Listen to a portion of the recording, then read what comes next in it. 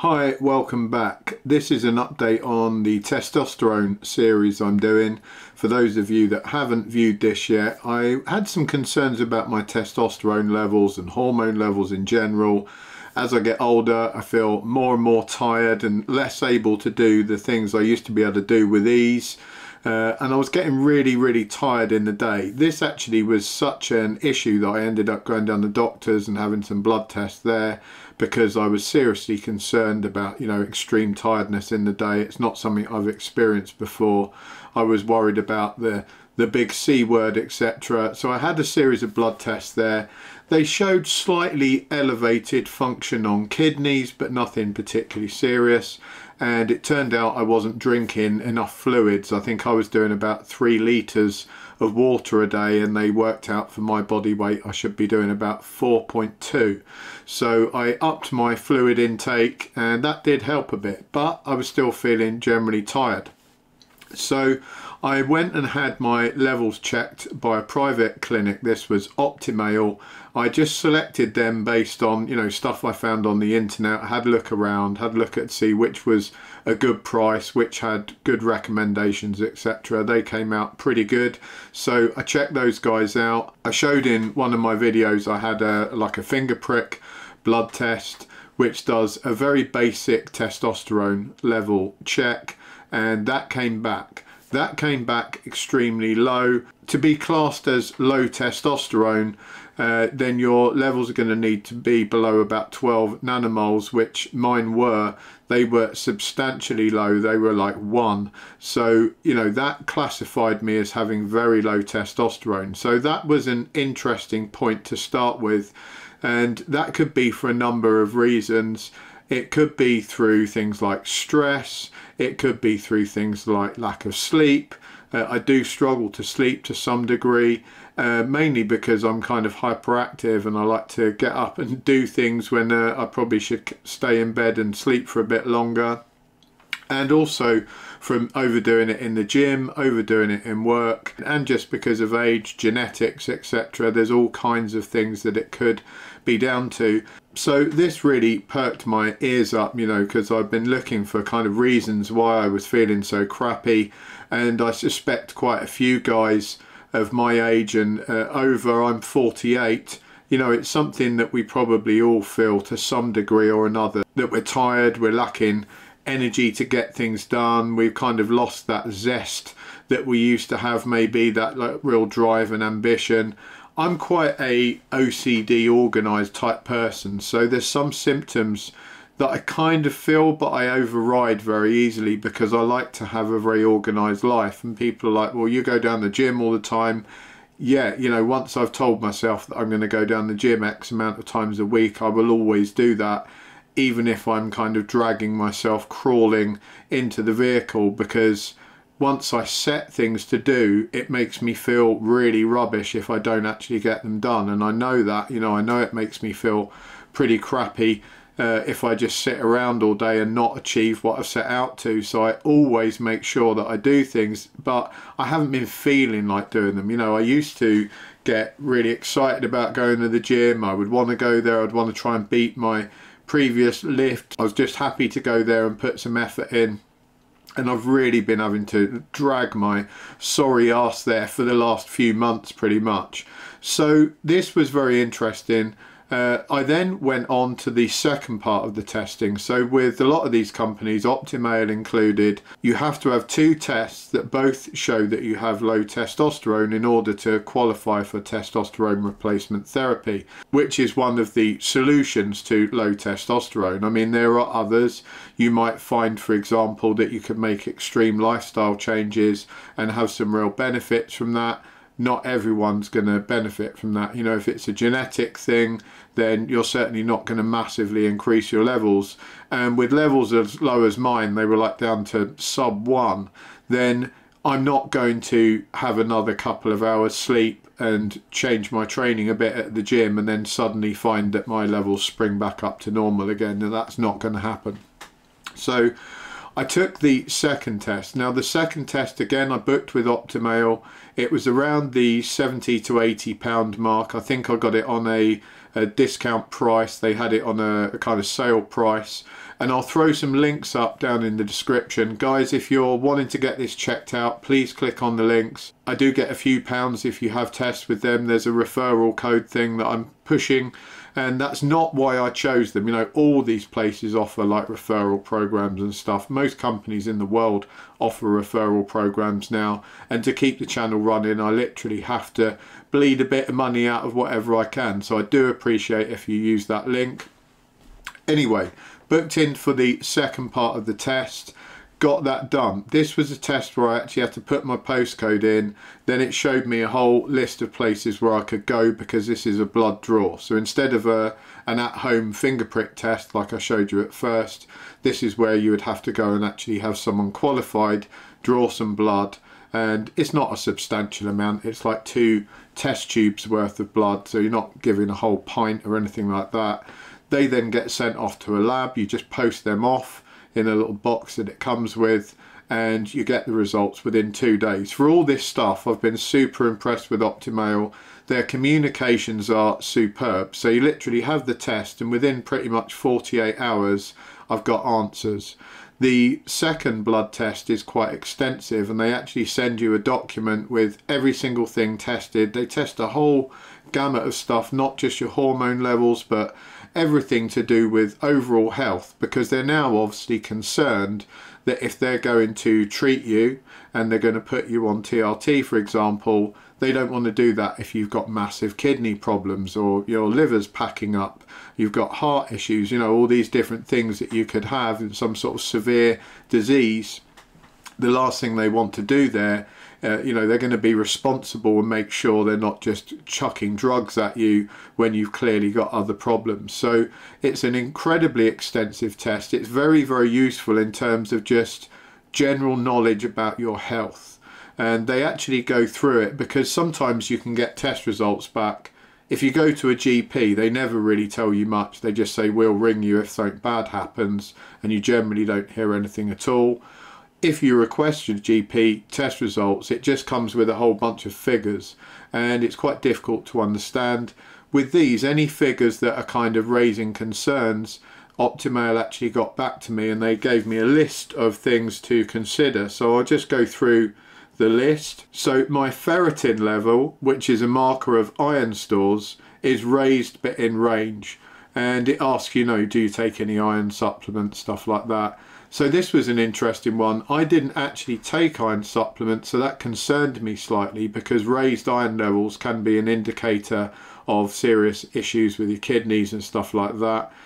I then sort of explored the supplements I did take, and currently I'm only taking really 2 supplements. One is fish oil, and the other is something called Live 52, which is like a general liver health and kind of detox supplement that I've taken from time to time in the past. And it turns out a major part of that is actually ferric oxide, which turns out to be basically iron. So unknowingly to me, I was scoffing an iron supplement probably way too much. That may well account for that raised level there. I've actually dropped that supplement out now.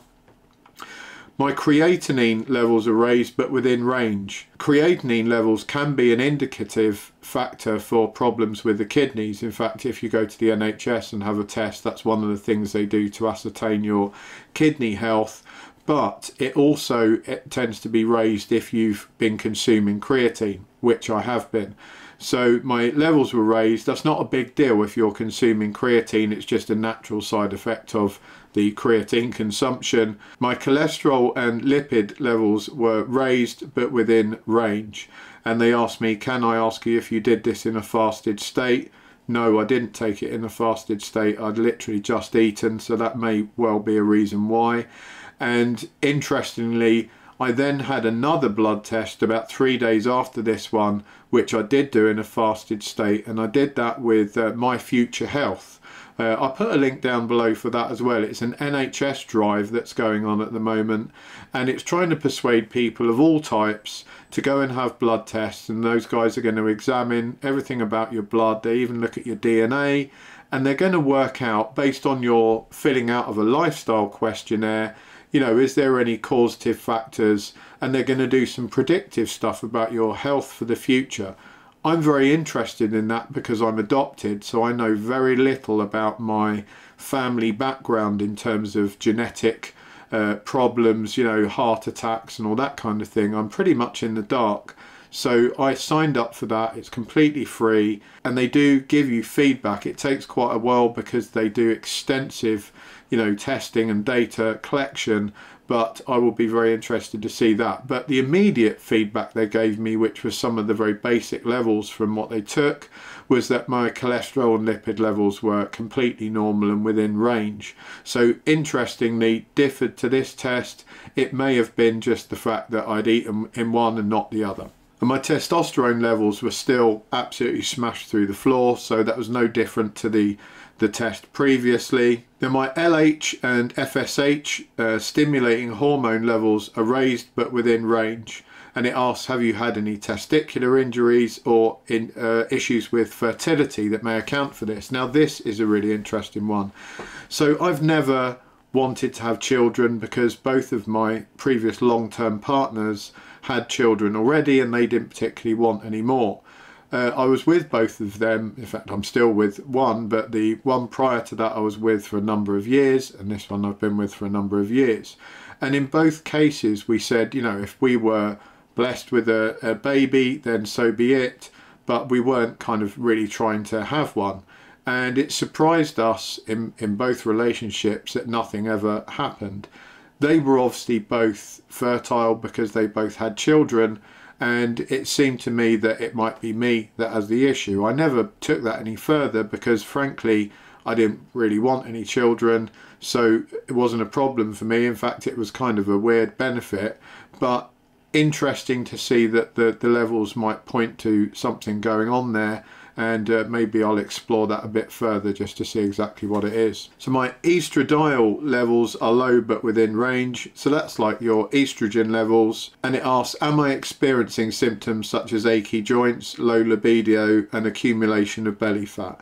Well, I'm definitely experiencing achy joints, I can guarantee that, but I've always had achy joints. Maybe I've always had low levels of estradiol, that's certainly possible. Low libido, it comes and goes, you know, sometimes it's high, sometimes not so high. I would never say it's particularly low, but I would say it's average to high.